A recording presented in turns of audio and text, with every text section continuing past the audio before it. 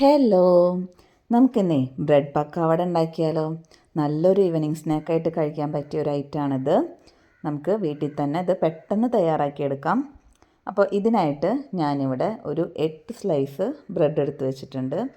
അത് ഇതുപോലെ ചെറിയ കഷ്ണങ്ങളായിട്ട് നമുക്ക് ഒന്ന് കട്ട് ചെയ്ത് ഒരു പാത്രത്തിലേക്ക് മാറ്റാം.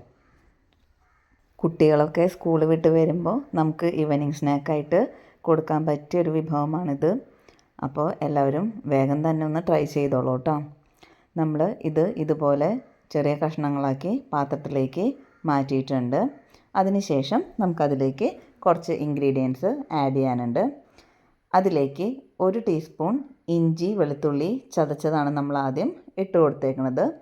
പിന്നീട് ഒരു 1/4 ടീസ്പൂണോളം മഞ്ഞൾപ്പൊടി, പിന്നെ എരിവിന് ആവശ്യത്തിനുള്ള മുളക് പൊടി, ഒരു 1/4 ടീസ്പൂൺ ഗരം മസാല, പിന്നെ കുറച്ച് കുരുമുളക് പൊടി, അതിനുശേഷം 2 ചെറിയ ടീസ്പൂൺ പെരുംജീരകം പൊടിച്ചത് ആഡ് ചെയ്ത് കൊടുക്കുന്നുണ്ട്. പിന്നെ 1 ടീസ്പൂണോളം ചിക്കൻ മസാലയും നമുക്ക് ആഡ് ചെയ്ത് കൊടുക്കാം. ഇത് നന്നായിട്ടൊന്ന് മിക്സ് ചെയ്തെടുക്കണം. അതിലേക്ക് കുറച്ച് മല്ലിയിലയും കൂടെയും ചേർത്ത് കൊടുക്കാം. ഉണ്ടെങ്കിൽ ചേർത്താൽ മതി. മല്ലിയില ചേർത്ത് കഴിഞ്ഞാൽ നല്ലൊരു ടേസ്റ്റ് ആയിരിക്കും. ആവശ്യത്തിന് ഉപ്പും കൂടെ ചേർക്കണം. ബ്രെഡിലൊക്കെ ഓൾറെഡി ഉപ്പുള്ളതാണ്. നമ്മൾ ഉപ്പ് നോക്കിയിട്ട് ഇതൊക്കെ കുഴച്ച് കഴിഞ്ഞിട്ടും നമുക്ക് വീണ്ടും ചേർത്ത് കൊടുക്കാവുന്നതേ ഉള്ളൂ. അപ്പോൾ ആദ്യം കുറച്ച് ഉപ്പ് വേണം ചേർത്ത് കൊടുക്കാൻ. ഇത് നന്നായിട്ട് മിക്സ് ചെയ്യാം. അതിനുശേഷം അതിലേക്ക് ഒരു ചെറിയ സവോള ചെറുതായി അരിഞ്ഞത് ആഡ് ചെയ്ത് കൊടുക്കുന്നുണ്ട്. പിന്നീട് കുറച്ച് കറിവേപ്പിലയും ഇതുപോലെ പിച്ചിയിട്ട് ഇട്ട് കൊടുക്കുന്നുണ്ട്. നമ്മളിത് കുഴയ്ക്കാൻ വെള്ളമാണ് ഉപയോഗിക്കുന്നത്. നമ്മൾ വെള്ളം കുറേശ്ശെ ഒഴിച്ച് കൊടുത്തിട്ട് വേണം ഇതൊന്ന് കുഴച്ചെടുക്കാനായിട്ട്. വെള്ളം അധികമായി പോകരുത്. നമ്മുടെ ബാറ്റർ നന്നായി ലൂസാവാനും പാടില്ല, എന്നാൽ നന്നായിട്ട് തിക്കാവാനും പാടില്ല. നമുക്കതിനെ ഉരുളകളാക്കി മാറ്റാൻ കഴിയണം. ഒരു 2 ടേബിൾ സ്പൂണോളം വെള്ളം ചേർക്കുമ്പോൾ തന്നെ നന്നായിട്ടൊന്ന് കുഴഞ്ഞ് കിട്ടും കേട്ടോ. അപ്പോൾ നമ്മൾ വെള്ളം സൂക്ഷിച്ച് വേണം ചേർക്കാനായിട്ട്. എന്നിട്ട് ഇതുപോലെ ചെറിയ ഉരുളകളാക്കി നമുക്ക് മാറ്റിയെടുക്കാം. അതിനുശേഷം ഇതെല്ലാം ഉരുളകളാക്കി മാറ്റിയതിന് ശേഷം നമുക്ക് ഒരു ചീനച്ചട്ടി അടുപ്പത്ത് വെച്ച് നന്നായിട്ടൊന്ന് ചൂടാക്കാം.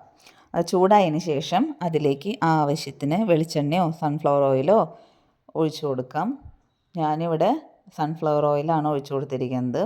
അത് നന്നായി ചൂടായതിന് ശേഷം നമ്മൾ നേരത്തെ തയ്യാറാക്കി വെച്ച ഉരുളകൾ ഓരോന്നായിട്ട് അതിലേക്ക് ഇട്ട് കൊടുക്കാം. നമുക്കത് തിരിച്ചും മറിച്ചിട്ടിട്ട് നന്നായിട്ടൊന്ന് ഫ്രൈ ചെയ്തെടുക്കണം. നമുക്കിത് ഡീപ്പ് ഫ്രൈയും ചെയ്യാം, ഷാലോ ഫ്രൈ ചെയ്യാം. നല്ല ഗോൾഡൻ ബ്രൗൺ കളർ ആവുന്ന വരെ നമുക്കിതൊന്ന് ഫ്രൈ ചെയ്തെടുക്കാം. നല്ല ഗോൾഡൻ ബ്രൗൺ ആയി കഴിഞ്ഞ് കഴിഞ്ഞാൽ നമുക്ക് ഇതുപോലെ കോരി മാറ്റാം.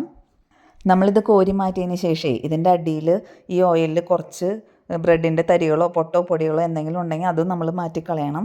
ഇല്ലെങ്കിൽ നമ്മൾ അടുത്ത ബാച്ചിട്ട് ഫ്രൈ ചെയ്യുമ്പോൾ അടിയിലുള്ളത് പെട്ടെന്ന് കരിയാനുള്ള സാധ്യത കൂടുതലാണ്. ഇതെല്ലാം നമുക്ക് വറുത്ത് കോരി മാറ്റി ഒരു പ്ലേറ്റിലേക്ക് സെർവ് ചെയ്യാം. കുറച്ച് ടൊമാറ്റോ കെച്ചപ്പും കൂടി ചേർത്ത് കൊടുത്തു കഴിഞ്ഞാൽ ഇത് കഴിക്കാൻ നല്ല ടേസ്റ്റ് ആയിരിക്കും. കുട്ടികൾക്കൊക്കെ നല്ല ഇഷ്ടമാവും. അപ്പോൾ വീഡിയോ ഇഷ്ടമായാൽ എല്ലാവരും ലൈക്ക് ചെയ്യുക, ഷെയർ ചെയ്യുക, കമൻറ്റ് ചെയ്യുക, സബ്സ്ക്രൈബ് ചെയ്യുക. തൊട്ടടുത്തുള്ള ബെല്ലൈക്കൺ കൂടിയും പ്രസ് ചെയ്യുക. അപ്പോൾ ഞാനിടുന്ന വീഡിയോയുടെ നോട്ടിഫിക്കേഷൻ എല്ലാവർക്കും കിട്ടും. അടുത്ത വീഡിയോയിൽ കാണാം. താങ്ക്